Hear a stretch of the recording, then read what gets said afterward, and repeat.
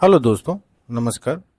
आज हम जानेंगे कि कोई आदमी या कोई कर्मचारी अगर 19 साल तक नौकरी कर रहा है तो 19 साल तक नौकरी करने के बाद उसे कितनी पेंशन मिलेगी।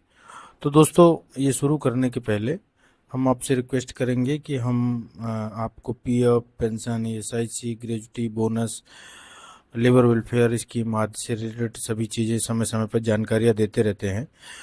तो आप इस चैनल को सब्सक्राइब करें जिससे आपको समय समय पर जानकारियाँ मिलती रहें, और अपने दोस्तों को भी मोटिवेट करें कि वो इस चैनल को सब्सक्राइब करें, जिससे उन्हें भी इस बारे में जानकारियाँ मिलती रहें और वो आपको भी बताते रहें। तो दोस्तों, हम शुरू करते हैं कि पेंशन कितनी मिलेगी 19 साल में। तो शुरू करने से पहले हमें ये समझना होगा दोस्तों कि पेंशन का फॉर्मूला क्या होता है। तो दोस्तों, मंथली पेंशन का जो फॉर्मूला होता है वो होता है pensionable salary into pensionable service divided by 70।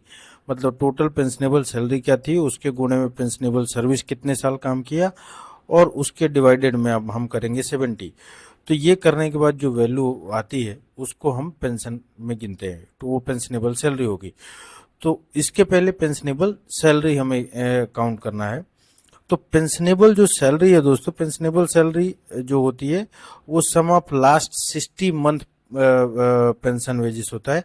जैसा आप दोस्तों ये साइड में देख पा रहे हैं कि हमने यहाँ से 15,000 से 15,000 का जो पेंशनेबल वेजेस लेके हमने यहाँ पे 60 महीने का टोटल किया है, जिसकी वैल्यू 9 लाख रुपए है। तो दोस्तों, जो जैसा हम यहाँ देख रहे हैं कि पेंशनेबल जो सैलरी है उसको हमें, जो आपकी पेंशनेबल सैलरी जो अभी की 15,000 है और पहले 6,500 थी, ये भविष्य में कुछ और बढ़ेगी, लेकिन अभी जो 15,000 है उस हिसाब से, तो जो सम ऑफ 16 मंथ है ये मैक्सिमम 15,000 है दोस्तों, अगर आप हायर वेजेस में नहीं आते हैं तो 60 महीने का आपको टोटल कर लेना है जो पेंशनेबल वेजेस है, उसके गुणे 30 करना है। 30 इसलिए कि महीने में 30 दिन होते हैं। इसके डिवाइडेड बाय 1825 करना। 1825 यहाँ पे वैल्यू इसलिए है दोस्तों कि जो आप 60 महीने यहाँ पे दिख रहे हैं, देख रहे हैं, अगर आप 60 महीने को डेज में कन्वर्ट करेंगे तो 1825 आएगा। माइनस एनसीपी डेज है, जो नॉन कंट्रीब्यूशन पेमेंट होता है वो। एनसीपी से मतलब दोस्तों ये है कि वो अमाउंट, वो या वो डेज जो आपने अपसेंट में आपकी सैलरी कमाई है, जिस मतलब अगर 19 साल में आप कितनी बार एब्सेंट है वो टोटल सम होगा, और जितने भी दिन आएंगे वो उसका वो एनसीपी डेज में लिखा जाएगा। लेकिन अगर ये 10 या 15 या 20 है तो इससे बहुत ज़्यादा इम्पैक्ट नहीं पड़ता है।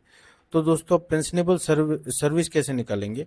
तो डेट ऑफ ज्वाइनिंग होगा। डेट ऑफ ज्वाइनिंग में हम डेट ऑफ एग्जिट, उन दोनों को अंतर निकालेंगे, उसमें एनसीपी डेज को भी घटाएंगे। तो जैसे फॉर एग्जांपल यहाँ पे लिखा हुआ है कि एक आदमी, उसकी जो ज्वाइनिंग है 1 अगस्त 2015 है, वो जो रिटायर होने वाले हैं वो 31 जुलाई 2034 को रिटायर होने वाले हैं। तो इन दोनों का जो, इनके बीच का जो डेज हुआ वो हुआ 6,939 दिन। और एनसीपी डेज हम ऐसा मान के चल रहे हैं कि वो एबसेंट नहीं थे, लेकिन अगर वो 10-12 दिन एबसेंट हैं, एबसेंट भी हैं पूरे 19 साल में, तो उससे बहुत ज़्यादा इम्पैक्ट नहीं आता। तो इस तरह से दोस्तों, पेंशनेबल जो सैलरी निकली वो ये निकली कि 9 लाख, जैसा आप यहाँ देख पा रहे हैं कि इसका टोटल वैल्यू 9 लाख था। तो 9 लाख गुणे 30 डिवाइडेड बाय 1825, और माइनस एनसीपी जीरो है, तो 9 लाख गुणे 30 भागे 1825 करने पर जो वैल्यू आई वो आई 14,794 रुपये। पेंशनेबल जो सर्विस है दोस्तों, पेंशनेबल सर्विस जैसा आप देख पा रहे हैं यहाँ पे कि वो 1 अगस्त 2015 को ज्वाइन हुआ और 31 जुलाई 2034 को रिटायर हुए। तो टोटल डेज 6,939 होते, तो वो वही आ गया। अब इसके बाद इन, तो हमारे पास दोस्तों आ गया पेंशनेबल सर्विस और पेंशनेबल सैलरी, दोनों आ गया है। तो अब यहाँ पे हमने क्या किया, पेंशनेबल सैलरी मतलब 14,794 गुणे 6,939 किया, तो आया 2,81,258। इसके डिवाइडेड बाय 70 किया, जैसा कि मंथली मेंबर पेंशन में फॉर्मूला है। तो इसको करने के बाद 2,81,258 भागे 70 करने पर जो वैल्यू आई वो आई 4,018 रुपये। इस तरह से दोस्तों, 19 साल नौकरी करने के बाद अगर जो पेंशनेबल बेजेस है वो 15,000 होता है या है जैसा कि अभी, तो उस केस में हमें 4,018 रुपये पेंशन मिलेगी। तो इस तरह की जानकारी हम दोस्तों आपके पास लाते रहते हैं। थैंक यू सो मच दोस्तों, आप इस चैनल को ज़रूर सब्सक्राइब करें। Thank you.